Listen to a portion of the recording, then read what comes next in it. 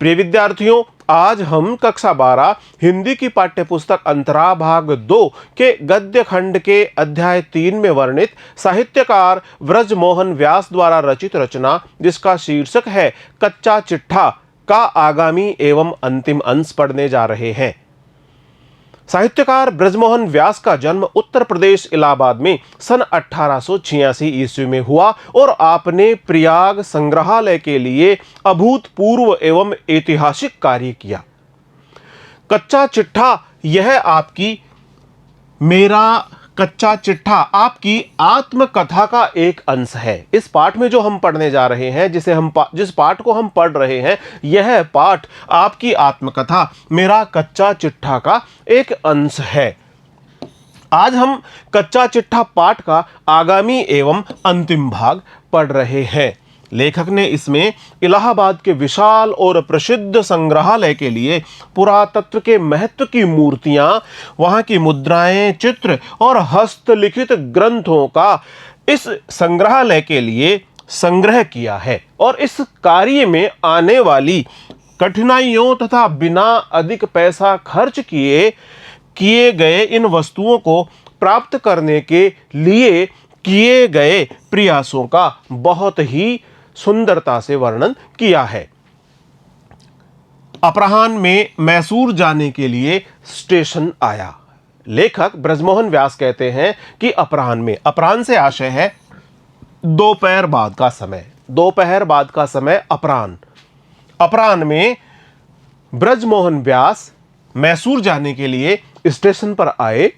गाड़ी ने रेंगना शुरू ही किया था कि एक आदमी कुछ चित्र ले आया और गाड़ी के साथ साथ चलने लगा। जैसे ही अब गाड़ी ने रेंगना शुरू किया, स्टेशन से गाड़ी रवाना होने ही लगी, तभी एक आदमी आया।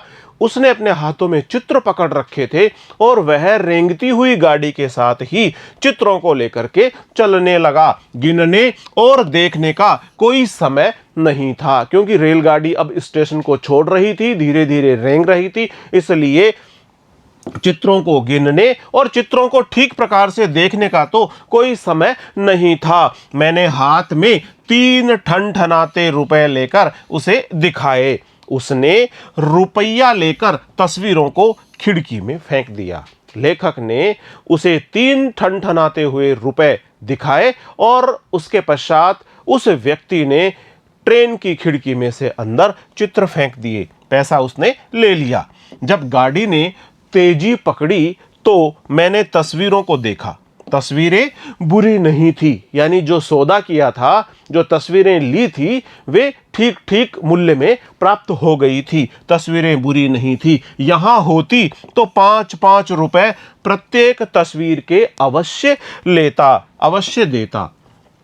तस्वीरों का मूल्य सामान्य तौर पर 5-5 रुपए से तो अधिक ही था। सौदा अच्छा रहा। आज के दिन वे 25-25 रुपए से कम की न मिलेंगी और आज के समय में यदि उनकी मूल्य की बात की जाए तो वे 25-25 रुपए से कम की नहीं मिलेंगी।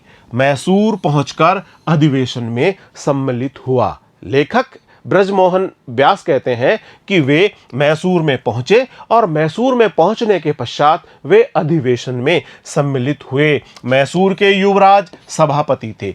इस सम्मेलन के, इस अधिवेशन के सभापति मैसूर के युवराज थे। युवराज से आशय है वहां के राजकुमार थे। मैसूर के राजकुमार उस अधिवेशन के सभापति थे। अधिवेशन में कोई खास बात न थी। अधिवेशन समाप्त होने पर हम लोग रामेश्वरम गए। तालपत्र की पुस्तक का न मिलना अभी तक कसक रहा था। तालपत्र की पुस्तक लेखक को अभी तक प्राप्त नहीं हुई थी और इस बात की कसक लेखक को बार बार हो रही थी। कसक रहा था से आशय है टीस दे रहा था। बार बार इस चीज की कमी महसूस हो रही थी।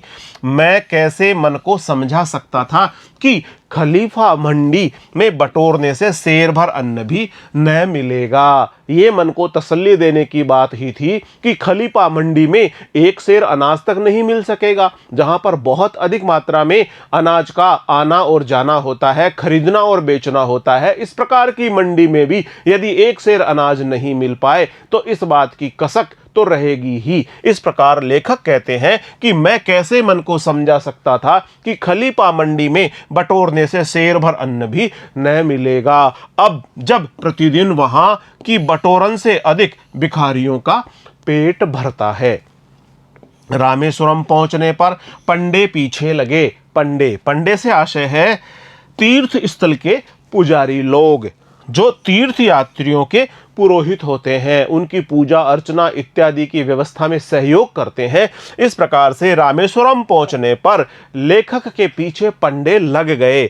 यहाँ पर लेखक का कहने का आशय यह है कि अब वहाँ के पंडे उनके साथ उनको वहाँ के स्थान के बारे में, तीर्थ स्थल के बारे में जानकारी देने से संबंधित और वहाँ पूजा पाठ से संबंधित बातचीत करने लगे। तीर्थ स्थान जो ठहरा, पंडों के देखते ही मेरे हथकंडे ने करवट बदली। हथकंडे ने करवट बदली यानी मैंने मेरे काम करने का तरीका बदल दिया। हथकंडे ने करवट बदलने से आशय है कि लेखक ने अब अपने काम करने के तरीके को, अपनी कार्य योजना को जिस प्रकार से क्रियान्वित करना था उसको एक नया रूप दे दिया। मैंने झट ठाकुर साहब को राजा साहब बना दिया और लेखक ने झट से ठाकुर साहब को राजा साहब बना दिया और पंडों से कहा, देखो भाई, राजा साहब का यहां कोई पंडा नहीं है। जो भी सबसे अधिक ताल पत्रों पर लिखी पुस्तकें भेंट करे वही हम लोगों का पंडा और हमारे वंश का पंडा। लेखक ने कहा कि जो भी व्यक्ति सबसे अधिक मात्रा में ताल पत्रों पर लिखी गई हस्तलिखित पुस्तकों का भंडार, पुस्तकें अधिक मात्रा में जो भेंट करेगा वही हमारा पंडा, हमारे कुल का पंडा माना जाएगा। इसके पहले कि पंडे हमारे प्रस्ताव पर कुछ निश्चित कर सके, पंडे हमारे प्रस्ताव पर कुछ विचार कर ही रहे थे, तभी एक लड़कोंधा पंडा दौड़ कर गया। लड़कोंधा पंडा, ऐसा पंडा जो लड़के के उम्र का था, नवयुवक, लड़के जैसा दिखाई देने वाला पंडा। लड़कोंधा पंडा से आशय है लड़के जैसा दिखने वाला छोटी उम्र का पंडा दौड़ कर गया और उसने एक छोटा गट्ठर ताल पत्र पर लिखित पुस्तकों का मेरे सामने लाकर पटक दिया और उसने छोटा गट्ठर, एक छोटी सी गठरी उसने ताल पत्रों की मेरे सामने लाकर रख दी। मैंने कहा, बस तुम ही राजा साहब के और हमारे आज से पंडा हुए। और लेखक ने उस लड़कोंधा पंडे को यानी उस लड़के की उम्र के उस पंडे को अपना और राजा साहब का पंडा घोषित कर दिया और उसकी बही पर अपने हस्ताक्षर कर दिए। बही से आशय यह है जिस पर पंडा अपने यजमानों का, तीर्थ यात्रियों का विवरण अंकित करता है, उस पुस्तिका को बही कहा जाता है। तो उसकी बही पर उसने अपने हस्ताक्षर कर दिए। चलते समय दोनों ही ने अपनी अपनी हैसियत के मुताबिक दक्षिणा दे दी। जिस प्रकार का धन, जितना अधिक धन वो दे सकते थे, उतनी अपनी हैसियत के अनुसार उन्होंने उस पंडे को दक्षिणा दे दी। मेरी दक्षिणा से उनका क्या बनता, परंतु राजा साहब की दक्षिणा से पुस्तकों का देना उसे नहीं अखरा। मैंने तो, लेखक कहते हैं कि मैंने तो बहुत अधिक मात्रा में दक्षिणा का धन नहीं दिया, लेकिन राजा साहब ने दक्षिणा के रूप में उसे पर्याप्त मात्रा में धन दिया, जो ताल पत्र, जो उसके द्वारा भेंट किए गए तालपत्र की हस्तलिखित पुस्तकों के मूल्य को ठीक ठीक प्रकार से समायोजित कर सकता था। परंतु राजा साहब की दक्षिणा से पुस्तकों का देना उसे नहीं अखरा। अखरा से आशय है उसे बुरा नहीं लगा। दक्षिण के और दर्शनीय स्थानों को देखते हुए हम लोग प्रयाग लौट आए। इस प्रकार दक्षिण भारत से वापस लेखक प्रयाग लौट आए। तालपत्र की फांस मन से निकल गई और लेखक के मन में बहुत दिनों से इस प्रकार का भाव था कि तालपत्र पर हस्तलिखित पुस्तकें प्रयाग संग्रहालय में होनी ही चाहिए। इस प्रकार की जो लेखक के मन में फांस थी वह फांस भी निकल गई। तालपत्र की फांस मन से निकल गई। संग्रह में तो आशातीत सफलता हुई। आशातीत से आशा है आशा से भी अधिक, आशा से भी अधिक सफलता हुई। इतनी संख्या में और इतनी महत्वपूर्ण सामग्री आई कि उठाते धरते, धरते उठाते, धरते उठाते से आशय है सहजते संभालते नहीं बनता था। इतनी सामग्री आ गई, इतनी संख्या में और इतनी महत्वपूर्ण सामग्री आ गई कि उसको संभालना, उसको सहेजना भी एक बड़ा चुनौतीपूर्ण कार्य हो गया था। यानी उसको धरते उठाते, सहजते संभालते नहीं बनता था। लगभग 2000 पाषाण मूर्तियां, लगभग 2000 पाषाण मूर्तियां, 5-6 हजार मृण मूर्तियां। मृण मूर्तियों से आशय है मिट्टी से बनी हुई मूर्तियां। पाषाण मूर्तियों से आशय है पत्थर से बनी हुई मूर्तियां। 5-6 हजार मृण मूर्तियां, 5-6 हजार मिट्टी से बनी हुई मूर्तियां, कई हजार चित्र, 14,000 हस्तलिखित पुस्तकें, हजारों सिक्के, मनके, मोहरें इत्यादि। ये सारी सामग्री अब प्रयाग संग्रहालय में एकत्र हो चुकी थी। इनका प्रदर्शन और संरक्षण कोई हंसी खेल नहीं है। प्रदर्शन, इनको प्रदर्शित करना और संरक्षण करना, सुरक्षित तरीके से इनको सार संभालना, सुरक्षित तरीके से इनकी साज संभाल करना, यह भी कोई हंसी खेल नहीं है। हंसी खेल न होना कोई आसान काम नहीं है। ये बहुत कठिन कार्य है, ये बहुत चुनौतीपूर्ण कार्य है। लोगों की शिकायत थी कि म्युनिसिपैलिटी में इसके लिए, इनके लिए स्थान बहुत छोटा है। बात ठीक ही थी। लोग अब ऐसी शिकायत करते थे कि म्युनिसिपैलिटी में यानी नगर पालिका में इनके लिए स्थान, जहां पर इनको रखा गया था वह स्थान अब बहुत छोटा था। और ये बात वस्तुतः ठीक ही थी, पर इसका कारण स्थान का संकुचित होना नहीं था। 8 बड़े बड़े कमरे इसके लिए निर्धारित कर दिए गए। कारण था सामग्री का अधिक होना, क्योंकि सामग्री अधिक मात्रा में थी और उस सामग्री को व्यवस्थित रूप से प्रदर्शित करना, उसको संरक्षित करना, यह एक बड़ा चुनौतीपूर्ण कार्य था। 8 बड़े बड़े कमरे इस कार्य के लिए निर्धारित कर दिए गए। सामग्री का अधिक होना, चीजों का विस्तार होना, संग्रहालय के पृथक विशाल भवन का निर्माण अनिवार्य हो गया। अब तो संग्रहालय के लिए एक पृथक से, एक अलग से ही, पृथक से आशय है एक अलग से ही विशाल भवन का निर्माण कार्य किया जाना बहुत ही आवश्यक हो गया, बहुत ही अनिवार्य हो गया। परंतु उसके लिए बहुत धन की आवश्यकता थी। इस बड़े सारे विशालकाय भवन के निर्माण के लिए बहुत सारे धन की जरूरत थी। यह म्याऊं का ठोर था। म्याऊं का ठोर से आशय है बहुत कठिन कार्य होना। ये तो बहुत कठिन कार्य था कि इतने विशालकाय भवन का निर्माण कार्य करने के लिए धन जुटाया जा सके। सहसा एक बात सूझ गई, इस हथकंडे की दाद चाहूंगा। एक बात सहसा दिमाग में आई और इस हथकंडे की, यानी इस प्रकार कार्य करने के लिए जो कार्य योजना दिमाग में आई, उसकी दाद चाहूंगा। दाद से आशय है प्रशंसा, इसकी मैं प्रशंसा करना चाहूंगा। म्युनिसिपैलिटी एक्ट में एक धारा है कि एग्जीक्यूटिव ऑफिसर, यानी जो कार्य पालक अधिकारी होता है, नगर पालिका अधिनियम में जो कार्यपालक अधिकारी होता है, मुकदमा चलाने के स्थान पर हर्जाना लेकर समझौता कर ले। वह मुकदमा चलाने के बजाय हर्जाना लेकर के, धनराशि लेकर के समझौता कर सकता है। और इस प्रकार से दूसरे नगर में भवन निर्माण की अनुमति देने में म्युनिसिपैलिटी ही नियमित शुल्क भी लेती थी। शुल्क से आशय है वह निर्धारित फीस भी लिया करती थी। इन दोनों मदों से 20,000 रुपया साल आय होती थी। और इस प्रकार से ये दोनों ही मद, जिसमें हर्जाना लेना और म्युनिसिपैलिटी जो भवन निर्माण की अनुमति देती थी उसके बदले में जो उसे नियमित शुल्क मिलता था, इन दोनों ही मदों से 20,000 रुपया साल की आय होती थी।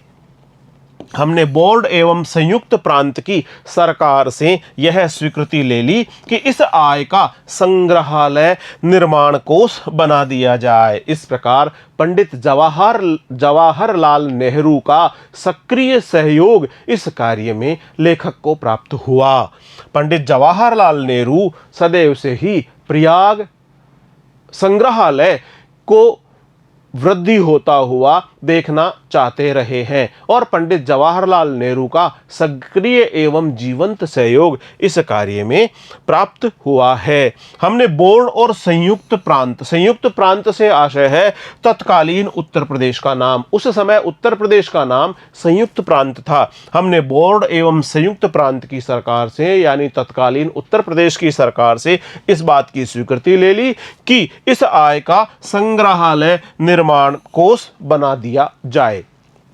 इस प्रकार इस कोष में 10 वर्ष के भीतर 2 लाख रुपए एकत्र हो गए और जैसे ही इस बारे में यह स्वीकृति प्राप्त हुई, देखते ही देखते 10 वर्षों में इस कोष में 2 लाख रुपए एकत्र हो गए। जल बिंदु निपातेन क्रमशः पूर्यते घटः सहेतु सर्व विद्यानां धर्मस्य च धनस्य च। जिस प्रकार संस्कृत में कहे गए इस श्लोक का अर्थ है कि पानी की बूंद बूंद गिरने से घड़ा धीरे धीरे भर जाता है। यदि बूंद बूंद करके भी पानी गिरेगा, पानी टपकेगा तो घड़े में वह एकत्र होता जाता है और घड़ा भर जाता है। ऐसा ही सभी विद्याओं, धर्म और धन के साथ होता है। सहेतु सर्व विद्यानां धर्मस्य च धनस्य च। डॉक्टर पन्नालाल ICS जो उस समय सरकार के परामर्शदाता थे के सौजन्य और सहायता से कंपनी बाग में एक भूखंड भी भवन के लिए मिल गया। इस भवन के लिए जो भूखंड मिला, उस भूखंड के मिलने में डॉक्टर पन्नालाल ICS का महत्वपूर्ण योगदान रहा। डॉक्टर पन्नालाल ICS जो उस समय सरकार के परामर्शदाता थे के सौजन्य और सहायता से यह भूखंड कंपनी बाग में प्राप्त हो गया। अब केवल शिलान्यास और भवन निर्माण की देर थी। अब तो केवल इसका शिलान्यास किया जाना था। शिलान्यास से आशय है किसी योजना पर कार्य प्रारंभ करना जिसमें कोई प्रतिष्ठित व्यक्ति नींव की पहली ईंट या शिलाखंड रखता है। किसी भी निर्माण कार्य की पहली ईंट रखना, शिलाखंड रखना किसी प्रतिष्ठित व्यक्ति के हाथों, ये शिलान्यास कहलाता है। और भवन निर्माण की देर ही रह गई थी। मैंने सोच रखा था कि जवाहरलाल नेहरू जी से शिलान्यास करवाऊंगा। लेखक यहाँ पर इस बात को जोर देकर कहना चाहते हैं, उनके मन का भाव यह था कि इस प्रयाग संग्रहालय के भवन निर्माण का शिलान्यास वे पंडित जवाहरलाल नेहरू के कर कमलों द्वारा करवाना चाहते थे। मैंने सोच रखा था, लेखक ने ऐसा सोच रखा था कि जवाहरलाल नेहरू जी से शिलान्यास करवाऊंगा। उनकी मेरी आपसदारी और उनकी म्यूजियम के प्रति निष्ठा के कारण उचित ही था। पंडित जवाहरलाल नेहरू जी की म्यूजियम के प्रति बड़ी निष्ठा थी, उस संग्रहालय के प्रति बड़ी निष्ठा थी और उनकी और मेरी यानी पंडित जवाहरलाल नेहरू की और लेखक ब्रजमोहन व्यास की आपस में आपसदारी थी। यानी आपस में आपसदारी होना, आपसदारी होने से आशय है भाईचारा होना, मित्रता होना, मेल मिलाप होना। मैं सिर्फ मौके की ताक में था। लेखक का कहना है कि लेखक तो इसके लिए उपयुक्त अवसर की तलाश में ही थे। वह मौका आ गया और इस प्रकार का मौका, इस प्रकार का अवसर आ गया।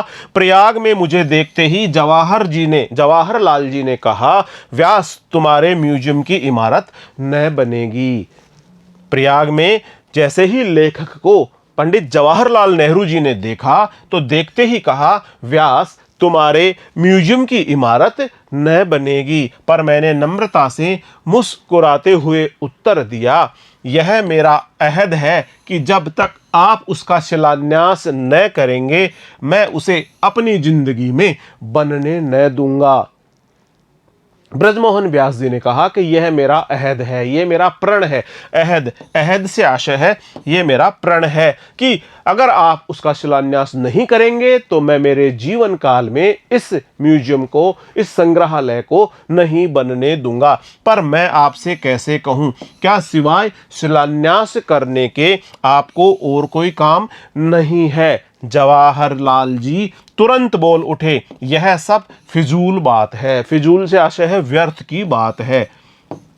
अगली बार जब मैं आऊंगा तो शिला रख दूंगा। और पंडित जवाहरलाल नेहरू जी ने कहा कि अगली बार जब मैं आऊंगा तो शिला रख दूंगा, इसका शिलान्यास कर दूंगा। अब ज्यादा देर मत करो, बात खत्म हो गई। उपस्थित सज्जन हम लोगों की बात पर मुस्कुरा रहे थे। यह तो कुछ ऐसा हो गया जैसे लभते वा प्रार्थिता नवा स्त्रियम श्रिया दुरापगय कथमीप्सितो भवेत, भवभूति का यह कथन। और इसका आशय यह है कि लक्ष्मी की इच्छा करने वाले को लक्ष्मी मिले या न मिले, परंतु यदि लक्ष्मी किसी के पास जाना चाहे तो उन्हें कौन रोक सकता है? लक्ष्मी जी को कोई भी नहीं रोक सकता। कोई व्यक्ति लक्ष्मी जी को प्राप्त करने की इच्छा रखे तो यह लक्ष्मी जी की इच्छा है कि उस व्यक्ति के पास लक्ष्मी जी जाए। लेकिन यदि लक्ष्मी जी ही किसी व्यक्ति के पास जाना चाहती है तो फिर लक्ष्मी जी को कोई नहीं रोक सकता। 2-3 दिन बाद डॉक्टर ताराचंद स्वयं मेरे पास आए और शिलान्यास का पूरा प्रोग्राम निश्चित कर चले गए। प्रोग्राम से आशय है कार्यक्रम, शिलान्यास का पूरा कार्यक्रम निश्चित कर लिया गया। निश्चित समय पर अभूतपूर्व समारोह के साथ जवाहरलाल जी ने संग्रहालय का शिलान्यास कर दिया। और निश्चित समय पर पंडित जवाहरलाल नेहरू जी ने इस संग्रहालय का अभूतपूर्व समारोह में शिलान्यास कर दिया। अभूतपूर्व से आशय है जो पहले कभी नहीं हुआ। बहुत ही बेहतरीन, बहुत ही शानदार कार्यक्रम इस अवसर पर आयोजित किया गया। बहुत ही अभूतपूर्व समारोह के साथ में पंडित जवाहरलाल नेहरू जी ने इस संग्रहालय का शिलान्यास कर दिया। वह समारोह इतना सुंदर हुआ कि न भूतो न भविष्यति, परंतु उल्लेखनीय होते हुए भी उसका वर्णन न करूंगा, कारण वह कच्चे चिट्ठे की परिधि के बाहर है। कार्यक्रम बहुत शानदार हुआ। बहुत अभूतपूर्व समारोह में आयोजित हुए इस कार्यक्रम के बारे में लेखक ऐसा कह रहे हैं कि वे इस कार्यक्रम की ज़्यादा बड़ाई नहीं करेंगे, इसके बारे में ज़्यादा चर्चा नहीं करेंगे, क्योंकि यह उनकी आत्मकथा मेरा कच्चा चिट्ठा की परिधि से बाहर की बात है। पंडित जवाहरलाल नेहरू जी ने बंबई के विख्यात इंजीनियर मास्टर साठे और मूता को लिखकर उनसे नए भवन का नक्शा बनवा दिया और समय से भवन बनकर तैयार हो गया। पंडित जवाहरलाल नेहरू जी ने बंबई के विख्यात इंजीनियर मिस्टर साठे और मूता को लिखकर नए भवन का उन्होंने नक्शा बनवा दिया और समय से भवन बनकर भी तैयार हो गया। इस बात का मुझे संतोष है कि जनता के जिस हर्जाने के रुपए से इस भवन का निर्माण हुआ, मैंने पाई पाई ब्याज सहित वापस चुका दिया। यानी संग्रहित चीजें 15 लाख से कम की नहीं है। उस संग्रहालय में जिन भी वस्तुओं को एकत्र किया गया था उनका मूल्य 15 लाख रुपए से संभवतया अधिक ही होगा। उन्हें प्रजानामेव भूतीर्थम लौटा दिया। प्रजानाम भूतीर्थम से आशय है प्रजानामेव भूतीर्थम सहताभ्यो बलिम गृहीत सहस्त्र गुण मुत्सृष्टुमा दत्ते ही रसम रवि। इसका आशय यह है कि ऐसे राजा जो अपनी प्रजा के हित के लिए प्रजा से उसी प्रकार कर लिया करते थे, टैक्स लिया करते थे, इस प्रकार सहस्त्र गुना बनाकर बरसाने के लिए ही सूर्य पृथ्वी से जल लिया करते हैं। जिस प्रकार सहस्त्र गुना अधिक मात्रा में जल बरसाता है, उसी प्रकार से सूर्य भी पृथ्वी से उतना ही जल लेता है और उसको सहस्त्र गुना करके धरती पर बरसा देता है। इसी प्रकार से ऐसे राजा जो अपनी प्रजा के हित के लिए प्रजा से उसी प्रकार कर लिया करते थे, टैक्स लिया करते थे। एक बात और, इसके पहले कि मैं इस कच्चे चिट्ठे को समाप्त करूं, मैं उन लोगों से क्षमा मांगता हूं जिन्हें मैंने छला है। लेखक यहाँ पर अपने हृदय से क्षमा मांगते हुए उन लोगों से ये आग्रह करता है कि वे तमाम लोग जिन लोगों को लेखक ने छला है वे लेखक को क्षमा कर दें, और फिर सिवाय मेरे क्षमा मांगने और उनके क्षमा करने के अलावा कोई चारा भी तो नहीं है। चारा नहीं होना यानी कोई उपाय शेष न होना। अपने पापों का यदि आप उन्हें पाप समझे तो मैं नहीं समझता। लेखक कहता है कि मैंने कुछ पाप किए। यहाँ लेखक का यह कहना है कि पुरातत्व से संबंधित पुरातत्व महत्व की वस्तुओं को एकत्र करते समय उन्होंने अपने बुद्धि बल का प्रयोग किया, अपने सांसारिक जीवन में हानि लाभ से संबंधित जो उनका ज्ञान था उसका उपयोग उन्होंने किया, और विभिन्न प्रकार से उन्होंने केवल और केवल मात्र संग्रहालय के लिए वस्तुओं को संग्रह करना ही प्रमुख स्थान पर रखा। और इस कार्य में संभवतया हो सकता है कि उन्होंने कुछ लोगों को छला हो अथवा कुछ पाप हुआ हो इस बात को, लेकिन लेखक साथ ही ये भी कहते हैं कि यदि आप इस प्रकार के किए गए काम को यदि आप पाप समझें तो समझ सकते हैं, लेकिन लेखक इस बात को पाप नहीं समझता है। लेखक का कहना है कि प्रायश्चित तो मैंने लिख कर लिया। उन्होंने क्षमा प्रार्थना कर ली और इसका प्रायश्चित भी उन्होंने लिख कर लिया। प्रायश्चित से आशय है गलती या अपराध करने पर स्वयं को पाप मुक्त करने के लिए की गई क्रिया प्रायश्चित कहलाती है। कोई व्यक्ति कोई गलती कर दे, कोई अपराध कर दे, कोई पाप कर दे, और उस पाप से मुक्त होने के लिए जो क्रिया की जाती है वह प्रायश्चित कहलाता है। परंतु समाप्त करते करते मैं ऐसी कृतज्ञता का पाप नहीं कर सकता। कृतज्ञता से आशय है मैं ऐसी एहसान फरामोशी नहीं कर सकता जिसके प्रायश्चित का शास्त्र में भी विधान नहीं है। विधान होना, नियम होना। यह संग्रहालय 4 महानुभावों के सहाय और सहानुभूति से बन सका है। उन्होंने इस संग्रहालय के निर्माण में सहयोग देने वाले 4 महानुभावों का भी उल्लेख किया है। सहाय से आशय है सहायता देने वाले। राय बहादुर कामता प्रसाद कक्कड़। राय बहादुर कामता प्रसाद कक्कड़ आप तत्कालीन चेयरमैन थे।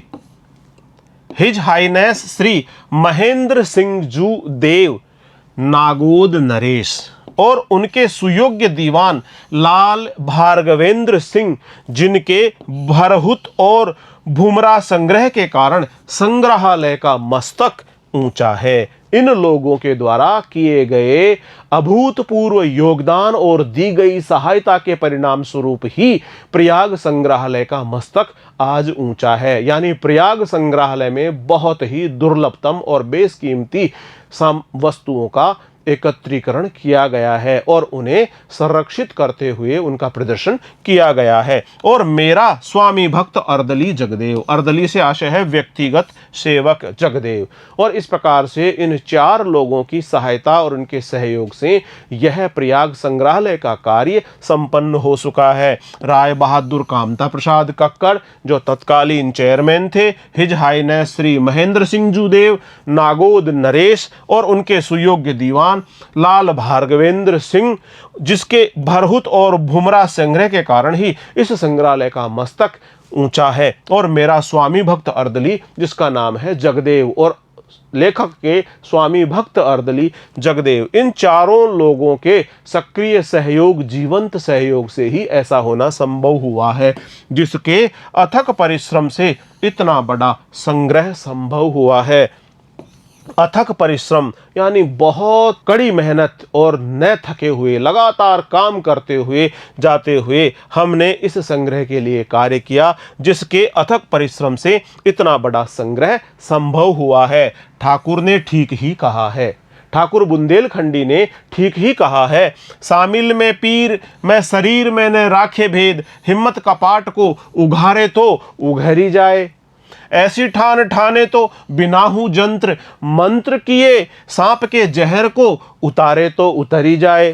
ठाकुर कहत कुछ कठिन न जानो आज, हिम्मत किए ते कहो कहा न सुधरी जाए। चारी जने चारी हूँ दिशा ते चारों, कौन गही मेरू को हिलाए के उखारे तो उखरी जाए। और इस प्रकार से ठाकुर बुंदेलखंडी का ये कहना ठीक है कि शामिल में पीर में शरीर में न राखे भेद।